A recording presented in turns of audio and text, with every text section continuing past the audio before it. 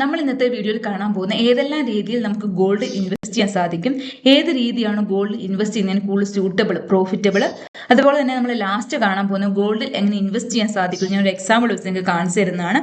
Okay, അപ്പോൾ നമുക്ക് first ഏതെല്ലാം രീതിയിൽ നമുക്ക് ഗോൾഡ് ഇൻവെസ്റ്റ് ചെയ്യാമെന്ന് കണ്ടു നോക്കാം.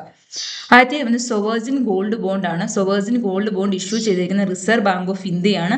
RBI ഇഷ്യൂ ചെയ്യുന്നത് കൊണ്ട് നമുക്കൊരു സേഫസ്റ്റ് ആയിട്ടുള്ള ഒരു ഇൻവെസ്റ്റ്മെന്റ് ആണ് നമുക്ക് പറയാൻ സാധിക്കും. അതുപോലെ നമ്മൾ ഇൻവെസ്റ്റ് ചെയ്യുന്ന എമൗണ്ടിന് ഇയർലി 2.5% ഇൻട്രസ്റ്റ് ലഭിക്കുന്നതാണ്. അത് മാത്രമല്ല നമുക്ക് പണിക്കൂലിയോ അതുപോലെ ബാങ്ക് ലോക്കർ ചാർജുകളോ ഒന്നും അതിന് പുറമെ വരുന്നില്ല.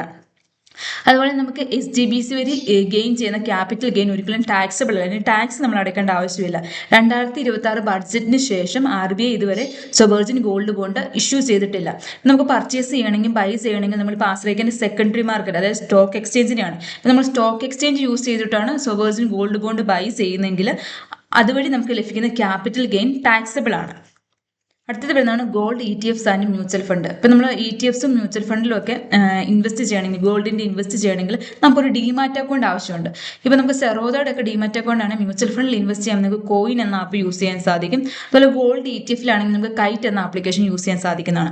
നിങ്ങൾ ഇതുവരെ സെറോദയുടെ ഒരു അക്കൗണ്ട് ഓപ്പൺ ആക്കിയിട്ടില്ലെങ്കിൽ, ഒരു ഫ്രീ ഡിമാറ്റ് അക്കൗണ്ട് ഓപ്പൺ ആക്കുകയാണെങ്കിൽ ഞാൻ വീഡിയോ ഡിസ്ക്രിപ്ഷൻ ആഡ് ചെയ്തിട്ടുണ്ട്. അത് യൂസ് ചെയ്തുകൊണ്ട് നിങ്ങൾക്ക് അക്കൗണ്ട് ഓപ്പൺ ചെയ്യാൻ സാധിക്കുന്നതാണ്. നമുക്ക് ഗോൾഡ് ETF, അതായത് കൈറ്റ് യൂസ് ചെയ്തുകൊണ്ട് ഗോൾഡ് ETFിൽ ഇൻവെസ്റ്റ് ചെയ്യാനും നമുക്ക് സെല് ചെയ്യാൻ സാധിക്കുന്നതാണ്. അതുപോലെ ഗോൾഡ് മ്യൂച്വൽ ഫണ്ടിൽ നമുക്ക് മ്യൂച്വൽ ഫണ്ട് രണ്ട് രീതിയിൽ ഇൻവെസ്റ്റ് ചെയ്യാം. ഒന്ന് വരുന്ന SIP, സിസ്റ്റമാറ്റിക് ഇൻവെസ്റ്റ്മെന്റ് പ്ലാൻ. അതായത് നമുക്കൊരു റെഗുലർ ഇന്റർവെല്ലിൽ, അതായത് മന്ത്ലിയോ വീക്ക്ലിയോ ഡെയിലിയോ നമുക്കൊരു ഫിക്സഡ് എമൗണ്ട് ഇൻവെസ്റ്റ് ചെയ്ത് നമുക്ക് ഗോൾഡിൽ ഇൻവെസ്റ്റ് ചെയ്യാൻ സാധിക്കും. അല്ലെങ്കിൽ നമുക്കൊരു ബൾക്ക് എമൗണ്ട്, ഒന്നിച്ചൊരു എമൗണ്ട് ആയിട്ടും ഇൻവെസ്റ്റ് ചെയ്യാൻ സാധിക്കും.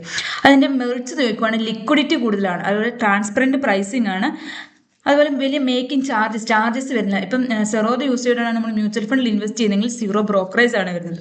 അതുപോലെ നമുക്ക് ടാക്സിലോട്ട് നോക്കുവാണെങ്കിൽ നമ്മളിതൊരു 24 മന്ത്, ഒരു 2 വർഷത്തിൽ കൂടുതൽ ഹോൾഡ് ചെയ്യുവാണെങ്കിൽ നമുക്ക് കിട്ടുന്ന ക്യാപിറ്റൽ ഗെയിനിന് 12.5% ടാക്സ് വരുന്നുണ്ട്. ലോങ് ടൈം ക്യാപിറ്റൽ ഗെയിനിന് 12.5% ടാക്സ് വരുന്നുണ്ട്. അടുത്തത് വരുന്നതാണ് ഡിജിറ്റൽ ഗോൾഡ്. നമുക്ക് ഡിജിറ്റൽ ഗോൾഡ് വഴിയും ഗോൾഡിൽ ഇൻവെസ്റ്റ് ചെയ്യാൻ സാധിക്കും. ഏതാണ്ട് Google Pay, PhonePe, Paytm dedicated app use ചെയ്തുകൊണ്ട് നമുക്ക് ഗോൾഡിൽ ഇൻവെസ്റ്റ് ചെയ്യാൻ സാധിക്കുന്നതാണ്. നമുക്കൊരു 1 രൂപ മുതൽ 10 രൂപ വരെ തൊട്ട് ഇൻവെസ്റ്റ് ചെയ്യാൻ സാധിക്കുന്നതാണ്. നമ്മൾ പർച്ചേസ് ചെയ്യുന്ന സമയത്ത് ഒരു 3% GST ചാർജ് വരുന്നുണ്ട്. നെക്സ്റ്റ് വരുന്നതാണ് ഫിസിക്കൽ ഗോൾഡ്, അതായത് നമ്മൾ ജ്വല്ലറി പോയിട്ട് പർച്ചേസ് ചെയ്യുന്നത്. അങ്ങനെ നമ്മൾ പർച്ചേസ് ചെയ്യുവാണെങ്കിൽ നമുക്ക് പണിക്കൂലി വരുന്നുണ്ട്. അതുപോലെ തന്നെ ഇപ്പം നമുക്കിപ്പോൾ അത് സൂക്ഷിച്ച് വെക്കുന്നതിന് വേണ്ടി നമ്മളിപ്പോൾ ബാങ്കിലൊക്കെ കൊണ്ടുവെക്കുകയാണെങ്കിൽ ബാങ്ക് ലോക്കർ ചാർജുകളൊക്കെ നമുക്ക് വരുന്നുണ്ട്. എന്നാൽ നിങ്ങൾക്ക് ഡിസ്കസ് ചെയ്തപ്പോൾ തന്നെ മനസ്സിലായിരിക്കും ഏതായിരിക്കും കൂടുതൽ സ്യൂട്ടബിൾ എന്ന്.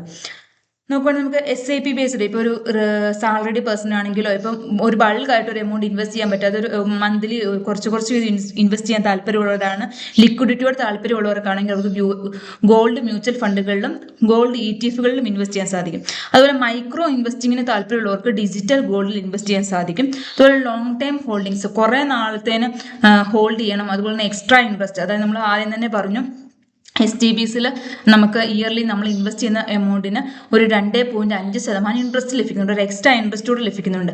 അങ്ങനെ താല്പര്യമുള്ളവർക്കാണെങ്കിൽ SGBCയിൽ ഇൻവെസ്റ്റ് ചെയ്യാൻ സാധിക്കുന്നതാണ്. അപ്പം കൈറ്റ് എന്ന ആപ്ലിക്കേഷൻ യൂസ് ചെയ്തുകൊണ്ട് ഗോൾഡ് ETFസിൽ എങ്ങനെ ഇൻവെസ്റ്റ് ചെയ്യാൻ സാധിക്കും നമുക്ക് പ്രാക്ടിക്കലി ഒന്ന് കണ്ടു നോക്കാം. നമ്മൾ കൈറ്റ് എന്ന ആപ്ലിക്കേഷൻ ഓപ്പൺ ചെയ്തതിന് ശേഷം വാച്ച് ലിസ്റ്റ് എടുക്കുക. ഇവിടെ നമുക്ക് ETF എന്നുള്ള ഒരു ഓപ്ഷൻ ഉണ്ട്, അത് സെലക്ട് ചെയ്തതിന് ശേഷം ഇവിടെ നമ്മൾ ഗോൾഡ് എന്ന് എൻ്റർ ചെയ്ത് കൊടുക്കുമ്പോൾ നമുക്ക് കുറേ ഓപ്ഷൻസ് കാണാൻ സാധിക്കും. ഇപ്പം ഞാൻ നിങ്ങൾക്കൊന്ന് എക്സാമ്പിൾ കാണിച്ചു തരാൻ വേണ്ടി മാത്രം ഗോൾഡ് കേസ്, സെറോദയുടെ ഗോൾഡ് കേസ് എടുക്കുകയാണ്. ഇപ്പം ഞാൻ ഒരിക്കലും സ്റ്റോക്ക് റെക്കമെൻഡേഷൻ അല്ല, നിങ്ങളൊന്ന് കാണിച്ചു തരാൻ വേണ്ടി മാത്രം ചെയ്യുന്നതാണ്. ഞാൻ ഗോൾഡ് കേസ് സെലക്ട് ചെയ്തു. ഇവിടെ ബൈ എന്നുള്ള ഓപ്ഷൻ ഉണ്ട്, ഞാൻ സെലക്ട് ചെയ്തു. NSE സെലക്ട് ചെയ്തു. എത്ര ക്വാണ്ടിറ്റിയാണ് വേണ്ടത് അത് നിങ്ങളോട് എൻ്റർ ചെയ്ത് കൊടുക്കുക. അതിനുശേഷം ഞാൻ ലോങ് ടൈം ആണ് സെലക്ട് ചെയ്യുന്നത്. ലോങ് ടൈം സെലക്ട് ചെയ്തിട്ട് സ്വൈപ്പ് ടു ബൈ എന്ന് നമ്മൾ ക്ലിക്ക് ചെയ്യുവാണെങ്കിൽ നമ്മളിപ്പം ഈ ബൈ ചെയ്തത് പൊസിഷനിലോട്ട് വരുന്നതായിരിക്കും. അതിനുശേഷം ഒരു ദിവസത്തിനുള്ളിൽ നമ്മുടെ ഹോൾഡിങ്സിലോട്ട് വരുന്നതായിരിക്കും. ഇത് ഒരിക്കലും ഞാൻ എഡ്യൂക്കേഷണൽ പർപ്പസിന് വേണ്ടി മാത്രം ചെയ്യുന്ന വീഡിയോ ആണ്. ഇത് ഒരിക്കലും ഒരു സ്റ്റോക്ക് റെക്കമെൻഡേഷൻ അല്ല.